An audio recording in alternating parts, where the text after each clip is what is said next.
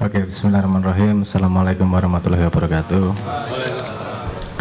Ini tadi sudah membahas pendidikan dari versi personal Bapak ke anaknya, praktisi dari guru ke muridnya, dari dosen ke mahasiswanya. Saya berarti harus ambil angle berbeda ini. Mungkin angle yang saya ambil gini, kita coba pahami dulu ke belakang pendidikan ini yang terjadi sekarang ini, agar ketika ngomong benar, salah, dan seterusnya itu kita tepat posisinya. Karena dalam hidup saya belum pernah menemukan ada jawaban yang ideal 100%. Pasti ada kompromi. Jadi ada kalimat tadi, tidak ada tidak ada rotan, akar pun jadi. Itu terjadi di mana-mana. Termasuk pendidikan yang kita lakukan sekarang, itu juga sebenarnya adalah tidak ada rotan, akar pun jadi.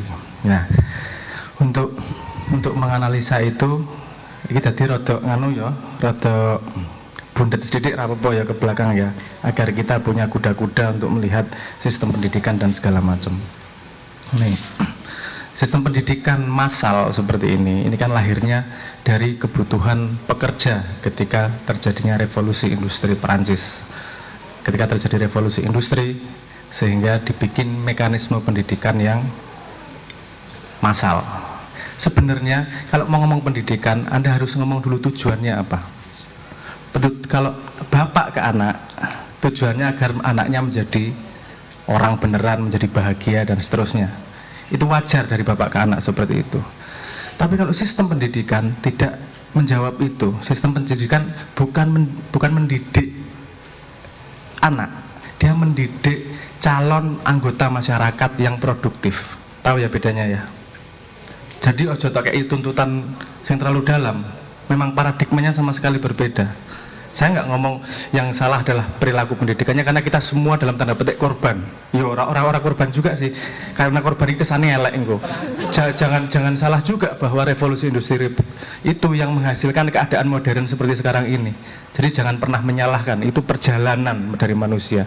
Yang kita lakukan bukanlah menyalahkan yang kemarin, tapi evolusi menjadi lebih baik. Itu ya, pertama yang harus dipahami adalah tujuan pendidikan dalam setiap caranya itu harus dilihat ujungnya. Kalau orang tua ke anak, ujungnya adalah pengen anaknya bahagia, pengen jadi orang yang sesungguhnya. Kalau sekolah, pengen membuat anak menjadi anggota produktif di masyarakat. Jadi paham ya, kalau ada bedanya dikit-dikit kok ini nggak diajarin, loh jadi itu tanggung jawab sekolah. Sekolah ini ngurusi anakmu siap nanti mendapat pekerjaan dan seterusnya. Untuk melihat bukti-buktinya, tadi itu angkatan 2001, angkatan 2002, sistem pendidikan pun dibikin batch. Apa bahasa Indonesia ini batch? Gelombang, kayak pabrik kan lho. Batch 1, batch 2, iki angkatan 2001, angkatan 2002. Kalau dulu duduk di kelas seperti itu, tandanya lonceng, itu mempersiapkan psikologinya untuk di pabrik. Karena di pabrik posisinya kamu harus ngikuti perintah, kamu harus manut sama atasanmu. Kalau ada lonceng, kamu ngikuti. Nah, kalau dipersiapkan untuk itu posisinya. Saya nggak ngomong itu jelek, itu hasilnya produksi seperti sekarang ini. Kalau Anda sekarang melihat ada masalah dengan pendidikan, berarti itu bukan menunjukkan bahwa itu jelek, tapi menunjukkan bahwa sekarang sudah waktunya berkembang menjadi lebih baik. Gimana ya? Ini, jadi tidak salah benar ini posisinya. Ini posisinya, ini kita sudah pada kesempatan untuk bisa menjadi mempreposisikan sesuatu yang lebih komprehensif. Saya kasih contoh lain, misalnya gini. 4 tahun terakhir Finlandia menjadi pendidikan terbaik di dunia, betul nggak? Kalau Anda tanya etosnya pendidikannya apa? Etos pendidikannya adalah mengajari siswa agar bahagia, bukan pinter, bukan knowledge. Bahkan tadi Mas Amin ngomong sekolah kan diajari knowledge, nanti dulu, bukan diajari knowledge. Sekolah itu diajari data, tapi nanti dulu. Nanti kita harus ada bedanya nih, data, knowledge, insight, wisdom. Itu ada bedanya semua levelnya. Jadi diajari sekolah seperti apa, diajari ini seperti apa, nanti kita bahas satu demi satu. Oke, fondasinya itu dulu. Oke ya. Jadi gini, kalau sekarang keadaan di sekolah, kalau yang tidak cukup di sekolah, jangan dituntutkan kepada sekolah, tapi kita harus mengisi kekurangannya. Anggap aja begini, sekolah menyiapkan anakmu untuk punya bahasa, untuk punya pengetahuan, untuk berinteraksi di masyarakat. Tapi untuk urusan anakmu, paradigma memandang hidup itu tanggung jawab orang tua, bukan tanggung jawab sekolah. Software wong tuane, hardware sekolah. Jadi kan gitu. Karena saya nggak ngomong, karena yang tadi diomongkan 1:40, nggak mungkin ngajarin software sehingga apa jenis personalize ke satu anak gitu. Kue senengnya apa? Cah 40 senengnya beda kabeh, gurune mumet. Siji seneng mancing, siji seneng melihara ikan. Melihara ikan dipancing, nesu-nesu loro-loro nek dadi kabeh. Jadi letakkan pada tempat yang tepat, posisinya kan gitu ya. Oke. Apa namanya gini? Karena tidak ada rotan akar penjadi sehingga ada banyak yang kurang lengkap di sekolah. Salah satu contohnya begini. Untuk bisa menjadikan satu guru 40 murid harus ada asumsi di situ. Jadi pendidikan modern itu mengasumsikan bahwa semua murid adalah makhluk rasional yang bisa kamu ajari secara ilmu-ilmu yang objektif. Nah, ini bisa pelajaran kan ini, pelajaran teori ya, ini teori pendidikan.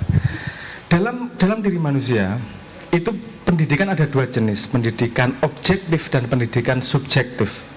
Pendidikan objektif adalah pelajaran-pelajaran yang kita ketahui bersama, matematika, biologi, kimia, bahasa dan seterusnya.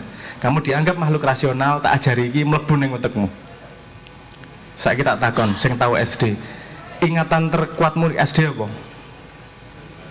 Bal-balan, ngerokok, bolos. Kok tidak ada yang ingat pelajaran sekolah? Karena tidak ada faktor subjektif. Faktor subjektif itu apa? Faktor subjektif itu adalah dia ingin belajar karena konteksnya. Seperti yang kita omong, aku seneng layangan, berarti aku kemudian belajar gawe layangan. Di situ letak matematika dipakai, letak cara ngelim dipakai, dan seterusnya. Itu yang namanya contextual learning. Tapi gini juga, Anda tidak bisa membuat sekolah untuk langsung contextual learning. Dia harus membangun struktur dulu di anak. Kenapa? Karena ini berhubungan dengan struktur ilmu yang ada di society sekarang. Cabang ilmu natural science, bahasa Indonesia apa Bu?